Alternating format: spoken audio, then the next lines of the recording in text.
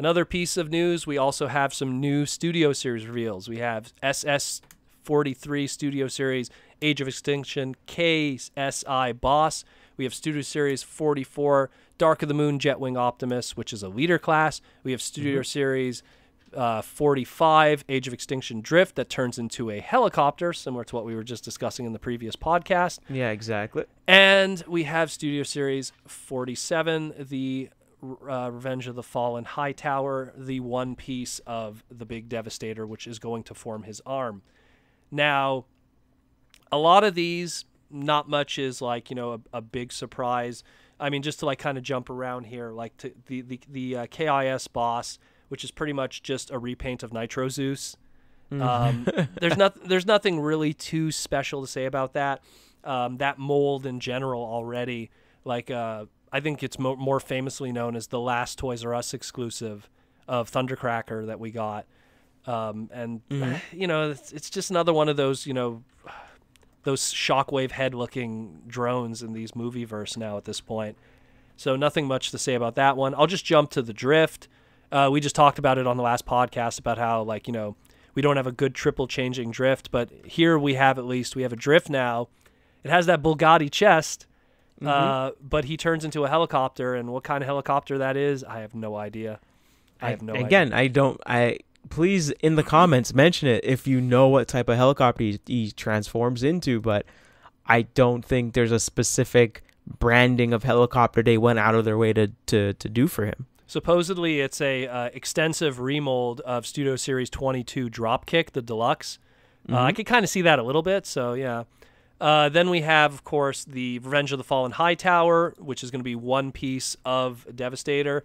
Now, Hightower, even when he was in his smallest legend scale, he was one of the more simple, silly pieces of Devastator. Very, he had like the T-Rex arms, I guess is the best way to put it in his robot. Okay. He had a very silly, very simple robot mode, and primarily because if you looked at his old toys during Revenge of the Fallen, even specifically the legend scale, there wasn't much of a robot mode, but we kind of blame that on the simplicity of a legend scale and the fact that it had to combine at a time when Devastator didn't have a proper combiner toy outside of the legend scale because his large Supreme one only did the alt modes and the big Devastator.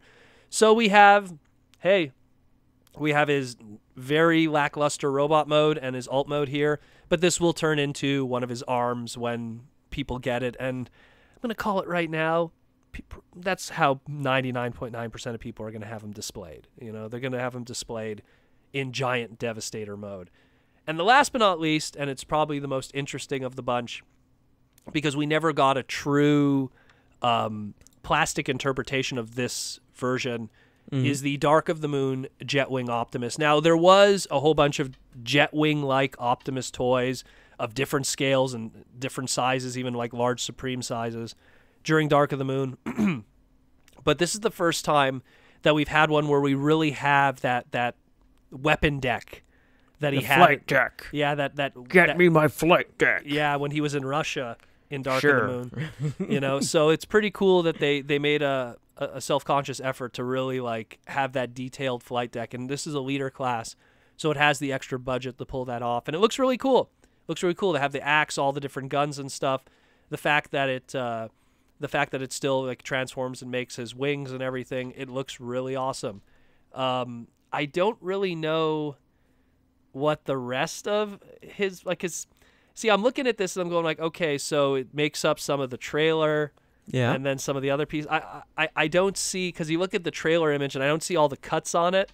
Maybe it's just me. So I'm like, I don't know. No, they're there. I could see it a little bit. Yeah, like you don't see the cuts, but you definitely see where the little divots are to where the cuts are going to be. I see like the undercarriage pretty much of it. You understand what I mean, though? Yeah. So I do, and you know, one thing I do like about this is that we're very used to getting a trailer with Optimus Prime, and they kind of don't know what to do with them. It's like, oh, let's make it the same bay that we've been making for the last 30 years. Well, and this one, it's like very, I feel it's very different. Well, especially very fresh and different. Especially too, because when it comes to movie primes, he kind of was absent with trailers until Dark of the Moon. Dark of the Moon really was when they introduced a trailer for him that served any kind of practical purpose. So it's it's really nice, and I really dig it. I mean, it's definitely going to be expensive because it's a leader class, and I mean, Studio Series already in their smaller price points are pricey.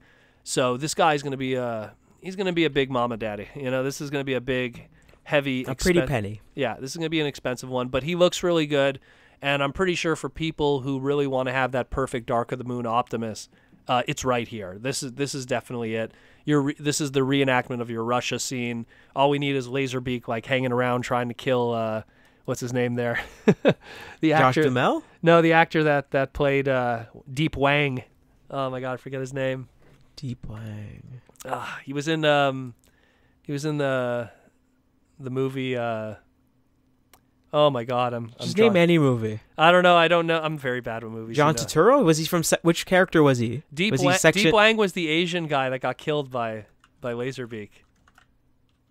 Oh, it was what's his name? I know who you're talking about. You know what's sad? I know the his name is Jerry. The character's name is Jerry Wang. Yeah. But the actor's name is Ken Jeong. Ken Jeong, there you go. Yeah. It's sad when you know the name of the magic card that's based off of him, but you know. No, you're right. It's called Deep Wang. Never mind. Deep Wang was his name. That's why I forgot he was in that movie. Dear Lord. Yeah, he died. It's been a while. I remember because it's sad because he has a magic card that's like a parody of him called Snapcast Mage. It looks exactly like him, and it's nuts. There's a meme of him that goes around where it's like him squinting, looking at a card, and so it's people like pretty much photoshopping that into his hand. Oh, so it's like, did I pose for a card? Yeah, like, did I pose for a magic card? Like I told Hasbro I wanted a toy in the Transformer line, not from the magic cards. I remember. I think my favorite meme of Ken Jeong is his character from was it Hangover, but specifically Hangover 2. That's the one. That's where he goes, "But did you die?"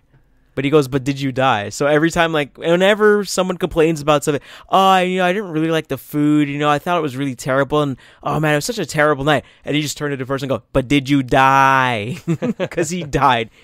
I think his character was dead for what, 10 minutes, like legally dead for 10 minutes, and he came back to life.